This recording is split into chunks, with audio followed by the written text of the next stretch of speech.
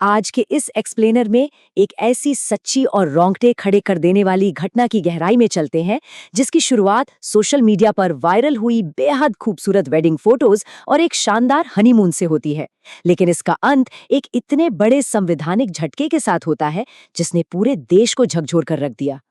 ये एक ऐसा सवाल है जो किसी को भी डरा सकता है कि क्या होता है जब प्यार और भरोसे का सबसे बड़ा प्रतीक माना जाने वाला हनीमून अचानक एक खौफनाक क्राइम सीन में बदल जाए।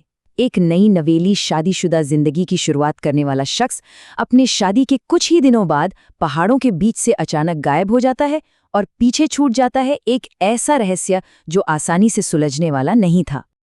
अगर इस पूरे घटनाक्रम की शुरुआत से बात करें तो चीजें बहुत ही तेजी से घटी। 11 मई 2025 को इंदौर में राजा और सोनम की शादी हुई। 21 मई के आसपास वे हनीमून के लिए मेघालय पहुंचे। लेकिन ठीक 2 दिन बाद 23 मई को ये कपल अचानक गायब हो गया। 2 जून को राजा का शव मिलता है और 9 जून को इस केस की मुख्य संदिग्ध खुद सरेंडर कर देती है। इस कहानी के केंद्र में है मेघालय की खूबसूरत लेकिन खतरनाक वादियां। 29 साल के राजा रघुवंशी और उनकी 24 साल की पत्नी सोनम शिलोंग, सोहरा यानी चेरापूंजी और वहां के मशहूर झरनों के बीच थे। पुलिस इन्वेस्टिगेशन में बाद में ये शक जताया गया कि इस हनीमून डेस्टिनेशन को कोई रोमांटिक ट्रिप सोचकर नहीं बल्कि जानबूझकर चुना गया था, क्योंकि यहाँ की सुदूर घाटियां एक खौफनाक साजिश के लिए एकदम परफेक्ट आइसोलेशन दे रही थीं। 23 मई को इस कपल को आखिरी बार अपने होम स्टे से चेकआउट करते हुए देखा गया था। उसके बाद राजा को कभी जिंदा नहीं देखा गया। जब उनका किराए का स्कूटर लावारिस हालत में मिला तो ड्रोन और रेस्क्यू टीमों के जरिए जंगलों में एक बहुत बड़ा सर्च ऑपरेशन चलाया गया। शुरुआत में हर किसी को, यहाँ तक कि मीडिया को भी यही लगा कि शायद यह नया जोड़ा किसी दुखद हादसे का शिकार हो गया है या उनका अपहरण हो गया है। लेकिन ये पूरी कहानी तब पलट गई जब 2 जून को वेई सावदोंग वाटरफॉल के पास एक गहरी खाई में राजा का शव मिला। जो मामला शुरुआत में सिर्फ खाई में फिसलने का एक एक्सीडेंट लग रहा था, वो राजा के शरीर पर मिले घावों को देखकर तुरंत एक मर्डर इन्वेस्टिगेशन में बदल गया। चोट के निशान स्पष्ट रूप से बता रहे थे कि ये कोई हादसा नहीं बल्कि एक हिंसक हमला था। इसके साथ ही पुलिस को सुरागों का एक पहाड़ मिला। एक धारदार हथियार से किए गए हिंसक घाव, लावारिस स्कूटर और सबसे चौंकाने वाली चीज सोनम का मंगलसूत्र और अंगूठी जो पीछे छूटे हुए मिले थे। अक्सर शादी के ठीक बाद हनीमून पर इन चीजों का पीछे छूट जाना बहुत ही असामान्य है। वहीं सोनम का कुछ अता पता नहीं था। इस मिस्ट्री ने इंटरनेट पर तहलका मचा दिया और अपहरण व हत्या की अनगिनत थ्योरी सामने आने लगी। इस पूरी जांच में एक बहुत बड़ा टर्निंग पॉइंट तब आया जब अल्बर्ट पदे नाम के एक लोकल गाइड का बयान सामने आया।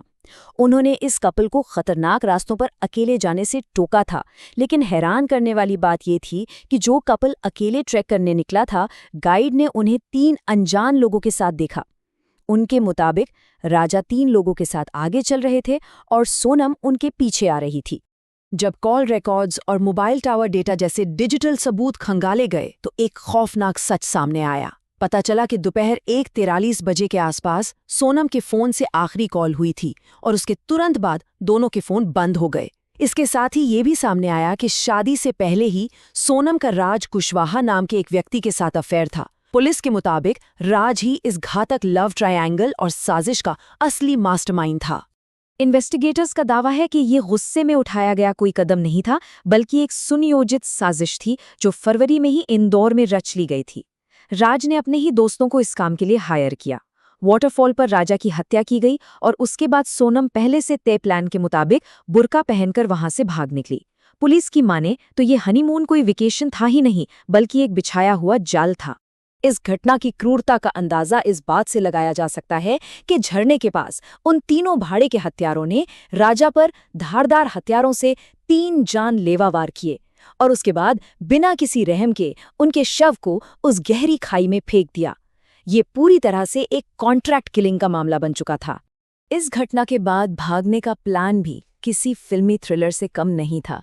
हमलावर स्कूटर से भागे, लेकिन सोनम का रास्ता बहुत लंबा था।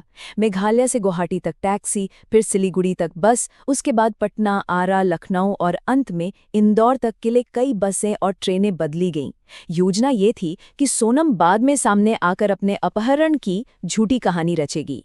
हालांकि ये मल्टी स्टेट एस्केप प्लान तब धराशायी हो गया जब उत्तर प्रदेश में उनके एक साथी को गिरफ्तार कर लिया गया। इस गिरफ्तारी से घबराकर सोनम ने खुद ही 9 जून को यूपी के गाजीपुर में सरेंडर कर दिया। जिस महिला को पूरा देश पिछले कई दिनों से एक लापता पीड़ित मान रहा था, उसके अचानक इस तरह सामने आने से हर कोई सन्न रह गया। पूरी कहानी रातों रात पलट गई। इसके बाद सबूतों की कड़ियां तेजी से जुड़ने लगीं। खून से सना रेनकोट, हत्या में इस्तेमाल हुआ हथियार और लावारिस 2 व्हीलर बरामद कर लिया गया। मेघालय पुलिस ने सभी फिजिकल सबूतों, डिजिटल ट्रैकिंग और बयानों को जोड़कर 790 पन्नों की एक बेहद विस्तृत चार्जशीट अदालत में दायर कर दी। ऐसा लगा कि अब इस केस में कोई ढील नहीं बची है। लेकिन इस कहानी का सबसे हैरान करने वाला कानूनी मोड़ अप्रैल 2026 में आता है। पुलिस हिरासत में लगभग 10 महीने बिताने और कई बार जमानत याचिका खारिज होने के बाद मुख्य संदिग्ध को अचानक जमानत मिल जाती है। इतनी ठोस चार्जशीट और सबूतों के बावजूद ये सवाल उठना लाजमी था कि आखिर ऐसा कैसे संभव हुआ। इसका सीधा जवाब भारतीय संविधान के अनुच्छेद 22 के क्लॉज 1 में छुपा है। ये आर्टिकल साफ तौर पर कहता है कि गिरफ्तार किए गए प्रत्येक व्यक्ति को तुरंत उसकी गिरफ्तारी के सटीक कारणों के बारे में सूचित किया जाना चाहिए ताकि वो सही कानूनी मदद ले सके। ये कोई छोटी मोटी औपचारिकता नहीं, बल्कि एक बेहद अहम मौलिक अधिकार है। और यहीं पर सिस्टम से एक बहुत बड़ी प्रक्रियात्मक या प्रोसीजरल गलती हुई। असल में ये जांच हत्या के मामले में चल रही थी, जो भारतीय न्याय संहिता यानी BNS की धारा 103(1) के तहत आता है। लेकिन गिरफ्तारी के कागजात में लगातार धारा 403(1) लिख दिया गया। हैरानी की बात यह है कि ऐसा कोई सेक्शन भारतीय न्याय संहिता में मौजूद ही नहीं है। अदालत ने इस बात पर जोर दिया कि इसे महज एक टाइपिंग मिस्टेक कहकर टाला नहीं जा सकता। यह समान गलती यानी वो गैर मौजूद धारा, अरेस्ट मेमो, गिरफ्तारी को सही ठहराने वाली चेकलिस्ट, इंस्पेक्शन मेमो और यहाँ तक कि केस डायरी की एंट्रीज जैसे हर एक महत्वपूर्ण लीगल डॉक्यूमेंट में बार बार कॉपी पेस्ट की गई थी। कानूनी तौर पर आरोपी को सही ढंग से बताया ही नहीं गया कि उसे किस अपराध में पकड़ा गया है। इस भारी चूक को और भी बड़ा बनाते हुए अदालत को ऐसा कोई रिकॉर्ड नहीं मिला जो ये साबित करे कि जब आरोपी को पहली बार गाजीपुर के मजिस्ट्रेट के सामने पेश किया गया था तब उसके पास कोई वकील था। अगर किसी को पता ही ना हो कि उस पर सही आरोप क्या हैं, तो वो अपना बचाव कैसे करेगा? इस तथ्य ने डिफेंस को मौलिक रूप से कमजोर कर दिया। इसके साथ ही अदालत ने इस तथ्य पर भी गौर किया कि इस हाई प्रोफाइल केस में ट्रायल बहुत धीमी गति से चल रहा था। 90 में से केवल 4 गवाहों से ही पूछताछ की गई थी। कानूनी सिद्धांत यही कहता है कि मुकदमा पूरा होने से पहले किसी को भी अनिश्चित काल तक जेल में नहीं रखा जा सकता। इस फैसले के बाद एक दिलचस्प बात ये हुई कि भाड़े के उन 4 हमलावरों ने भी समानता का हवाला देते हुए जमानत लेने की कोशिश की, लेकिन उनकी अर्जी खारिज कर दी गई। ऐसा इसलिए क्योंकि उनके गिरफ्तारी दस्तावेजों में कारणों को बिल्कुल सही तरीके से दर्ज किया गया था। वो भारी चूक सिर्फ एक ही जगह हुई थी। इस फैसले का असर बहुत गहरा हुआ है। एक तरफ पीड़ित का परिवार पूरी तरह टूट चुका है और सीबीआई जांच की मांग कर रहा है, वहीं दूसरी तरफ दूसरे पक्ष का परिवार अभी भी आरोपों को नकार रहा है। राज्य सरकार ने इस जमानत को चुनौती देने के लिए हाईकोर्ट का दरवाजा खटखटाया है। इसके साथ ही सुदूर पर्यटन स्थलों पर टूरिस्ट्स की सुरक्षा को लेकर भी एक नई बहस छिड़ गई है। ये केस सोशल मीडिया पर इतना वायरल क्यों हुआ? क्योंकि एक नया जोड़ा हनीमून पर जाता है, जो प्यार और भरोसे का सबसे बड़ा प्रतीक माना जाता है, और वही जगह एक बहुत बड़े धोखे और खौफनाक साजिश की पृष्ठभूमि बन जाती है। यही वजह है कि ये केस भुलाए नहीं भूलता। आज का ये एक्सप्लेनर हमें एक बहुत ही परेशान करने वाले अंतिम सवाल के साथ छोड़ जाता है। जब एक भयानक अपराध के लिए न्याय की गुहार और हमारे संविधान द्वारा दिए गए मौलिक अधिकारों का आमना सामना होता है, तो उस एक छोटी सी क्लर्कियल मिस्टेक की असल कीमत क्या चुकानी पड़ती है? ये वाकई में सोचने वाली बात है। आज के इस एक्सप्लेनर में जुड़ने के लिए धन्यवाद। अगली बार फिर एक नए विषय के साथ लौटेंगे।